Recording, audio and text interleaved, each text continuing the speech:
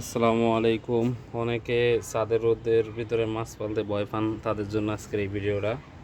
দেখেন এখন কিন্তু প্রচণ্ড রোদ, দেখছেন রোদের কি তাপ, দেখেন গাছের কি অবস্থা হয়ে গেছে মানে গাছ পর্যন্ত। আর সেখানে দেখেন মাছ কিন্তু বাচ্চা আছে খুব সুন্দরভাবে, প্লাস মাছগুলো কিন্তু ঘুরতেছে।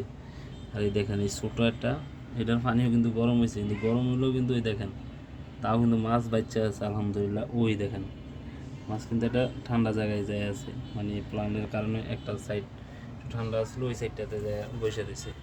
আর এইদিকে দেখেন তাদের কি অবস্থা, এত গরম কিন্তু পানি কিন্তু আলহামদুলিল্লাহ একদম ঠান্ডা। অথচ কিন্তু রোডটা কি দেখছেন, পাথর দিয়ে তাকাইলে বুঝতে পারবেন রোডটা কি মারাত্মক, কিন্তু পানি কিন্তু ঠান্ডা। এর কারণ একটাই, শুধু প্লান্ট।